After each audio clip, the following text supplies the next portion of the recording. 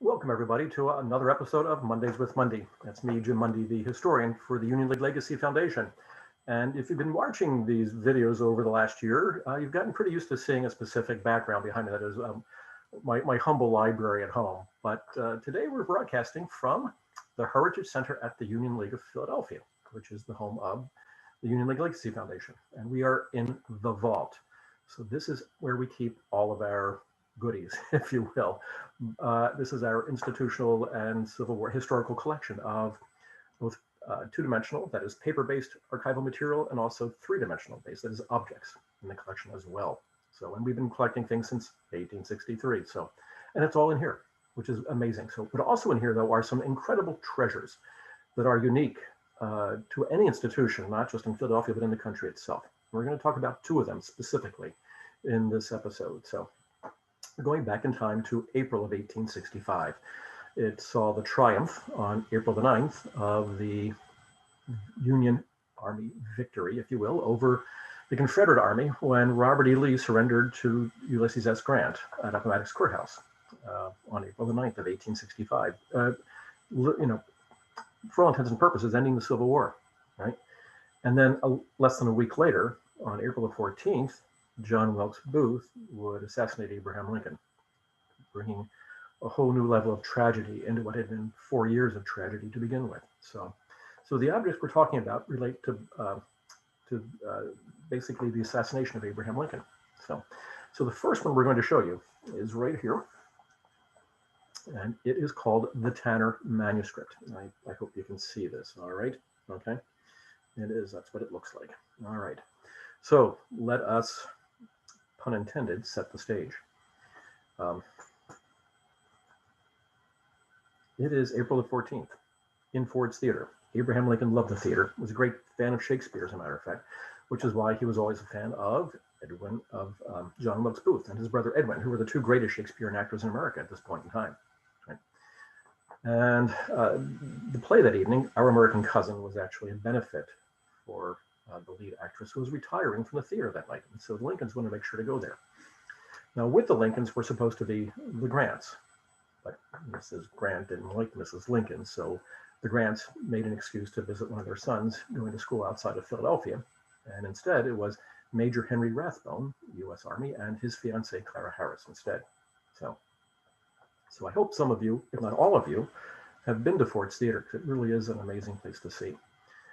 And if you're sitting in the theater and you're looking at the stage, the presidential box was on the right-hand side, about 12 feet high off the stage level itself. All right, okay. And then there was another box directly opposite on the left-hand side as you look at the stage. All right. So we all know what happened in Ford's Theater, right? So after Lincoln was shot, he was taken across the street to the Peterson House, directly across the street. And it was like a Philadelphia home. Walk in the front door, there's a hallway, there was a front parlor, a middle parlor, and then in the very back, in an L section, was the bedroom where Lincoln lay dying. And at midnight, Edwin Stanton, the Secretary of War, who is now basically running the country because Lincoln's been shot, they can't find Andrew Johnson, and William Seward, the Secretary of State, who's number 3 in line, had also been attacked by an assassin and was near death himself. So Stanton's running the country, and he wants to basically interrogate eyewitnesses to the assassination. That is, people who were in Ford's Theater and witnessed this assassination. So they begin to take these eyewitness testimonies down in longhand, and clearly that's not going to work. So they call out for somebody who could take polygraphy, or the 19th century version of stenography. And it just so happened that living next door to the Peterson House was Corporal James Tanner. Now, James Tanner was from Richmondville, New York, Schoharie County, about 60 miles due west of Albany. He joined the 87th New York in 1861. He was a young kid in his teens when he joined. August 30th, 1862, second Battle of Bull Run. Tanner would lose both of his legs below the knee to a cannonball and would become crippled the rest of his life. But he survived, and he did more than that. He became very successful afterwards as a polygrapher because he went to school in Syracuse, the Ames Business School, and when recovered enough, went back to Washington, D.C., and got a job working in the Ordnance Department, ironically enough, but lived next to the Peterson House. So when the call went out for a polygrapher, Tanner hobbled down the steps on his 2 prosthetic legs and went into the middle parlor of the Peterson house, and for the next hour and a half recorded 8 eyewitness testimonies to either Seward's assassination attempt or to Lincoln's himself. Okay? He wrote everything down in shorthand, obviously, and then, not wanting to forget anything he had written down, Tanner stayed in the Peterson house and wrote everything out in longhand. And that took until very early in the morning. And he was still in the Peterson house then at 7:22 and in the room when Abraham Lincoln died. So in 1905, on the 40th anniversary of the assassination, the Washington Post asked if anybody was still around who was there that fateful night. And Tanner basically raised his hand and said, not only was I there, look what I have, because he was able to keep his original shorthand and longhand notes.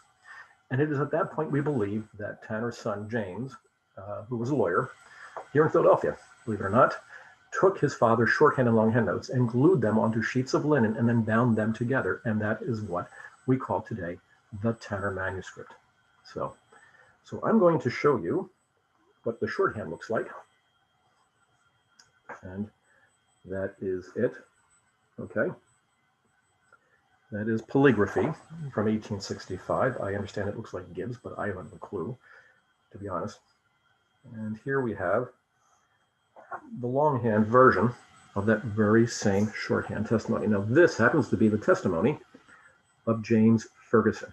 Ferguson owned the Greenback Saloon that was immediately to the left of Ford's Theater. And Ferguson was a great fan of General Grant's, and that's why he wanted to be at the theater, to see General Grant himself. And after all, why not? Grant was the victorious general for the Union Army. But obviously John Wilkes Booth had other plans. So let me read you Ferguson's testimony as it was recorded in the early morning of April the 15th of 1865. Mr. Ford came to me today about 1 or 2 o'clock and told me that my favorite General Grant was going to be present at the theater tonight and had secured a box. I went in the theater and engaged seats 58 and 59 on the opposite side from the president's box. When the president came in, I saw that General Grant was not with him, but I still kept watch of the box, expecting General Grant to come in, knowing that if he came in, he would go in the same box with the president. After the curtain went up for the 3rd act, I saw Mr. Booth go to the door leading to the passage of the private box which the president occupied and tried the door. In a moment afterwards, I was looking with an opera glass to see who the citizen was that was with the president. I then heard the report of the pistol and saw Mrs. Lincoln catch him around the neck. I saw him, that is, President Lincoln, throw up his right arm, and at the same time I saw Booth move his hand to his side and pull a knife and move between Mrs. Lincoln and a lady in the same box. He, that is Booth, put his hands in the cushion of the box and threw his feet right over. As he jumped over, he pulled part of the state flag off and had part of it under his feet when he fell to the stage. The very moment he struck, he exclaimed, "Sic semper tyrannis." As he came across the stage facing me, he looked me right up in the face, and it alarmed me, and I pulled the lady who was with me down behind the banister. I looked right down at him, and he stopped as he said, "I have done it," and he shook the knife. And with that, Booth ran off stage, jumped on his horse, and would meet his own death less than 2 weeks later at a farm in Port Royal, Virginia. So I get a chill down my spine every time I read that. I mean, just imagine sitting in Ford's Theater and looking the way that Ferguson was looking across the stage and seeing Booth shoot Abraham Lincoln. Now, keep in mind, Booth was trying to basically decapitate the federal government. He had 4 targets, right? Lincoln, Johnson, Seward, and Grant. Okay. Now, Booth was an actor, and at this point, I think it's fair to say he was a little emotionally unraveled, to say the very least. Not least of all because he thought he would actually shoot Abraham Lincoln with a 1-bullet Derringer that ironically was made here in Philadelphia. And then number 2, he was going to stab U.S. Grant to death. Now, U.S. Grant had been in the field with the Army of the Potomac since March of 1864, over a year. Booth didn't stand a chance against Grant, to be honest. All right, even because at this point he's lost the element of surprise. So Booth, don't forget, was an actor, and this is going to be his last performance as well, right? Okay, and Booth was a Shakespearean actor because, after all, where did Booth get the line "Sic semper tyrannis"? Anybody know what it means? All right, thus always to tyrants. Now, where did that line come from? How about Shakespeare's play Julius Caesar, because that's what Brutus said as he was stabbing Julius Caesar. Sic semper tyrannis, thus always to tyrants. So Booth is now playing Brutus to Abraham Lincoln's Julius Caesar. Another shiver down my spine when I think about that. So anyway, all right. So Abraham Lincoln died at 7:22 that morning. And very quickly, the Quartermaster Corps arrived with an ambulance, a casket, and 6 Quartermaster Corps soldiers who were going to escort the body back to the White House, which is what they did. And they carried the body, the casket, if you will, up to the 2nd floor bedroom in the White House, where the Army surgeon named Joseph Woodward from Philadelphia was waiting to do an autopsy. And when Woodward was finished with the autopsy, the mortician would then embalm the body, because keep in mind, there was no refrigeration at this point in time. So it's important to preserve the body as quickly as possible. So, all right. So the 6 soldiers, as you can imagine, very honorably and gracefully put Lincoln's body on the table. Woodward would take the clothes off the body for the autopsy and then put them in the casket.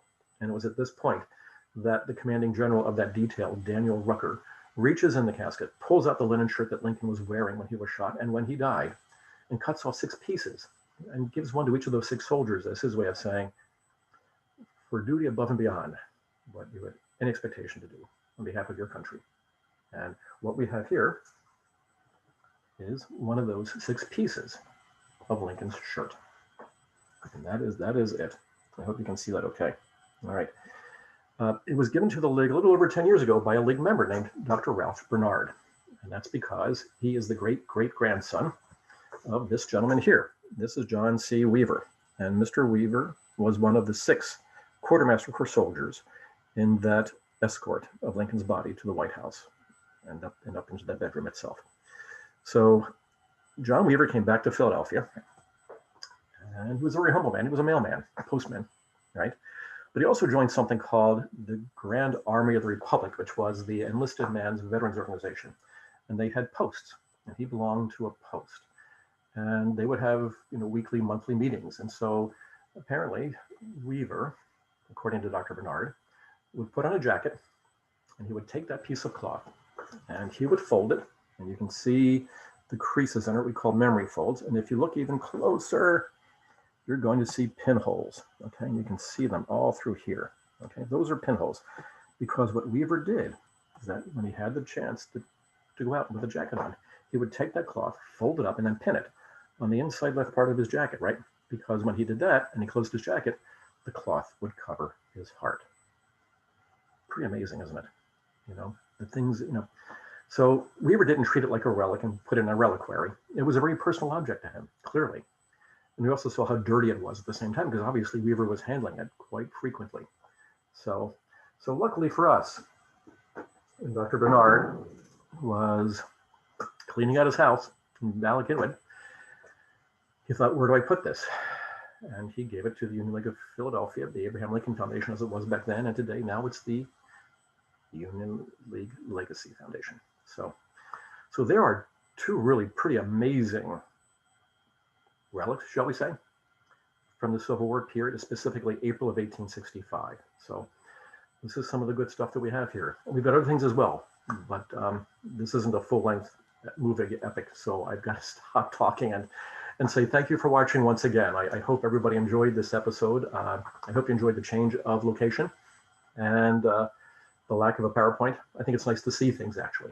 And boy, and if next year, assuming that the COVID pandemic is completely over and we go back to what we thought of as normal life, in February, the Legacy Foundation hosts an annual open house where the League is open for tours of the building to the general public. And at that open house, we always have, shall we say, a show and tell. And so you have another chance to actually come into the League itself and see these actual objects from the collection that relate to Abraham Lincoln. And you'll see many, many others as well. So do come back and visit us sometime. All right. So in the meantime, thanks for watching another episode of Mondays with Mundy. It is greatly appreciated. Another shout out to the Legacy Foundation for hosting these. And until we see each other the next time, stay safe and stay well and get your flu shot. Thanks, everybody. Goodbye.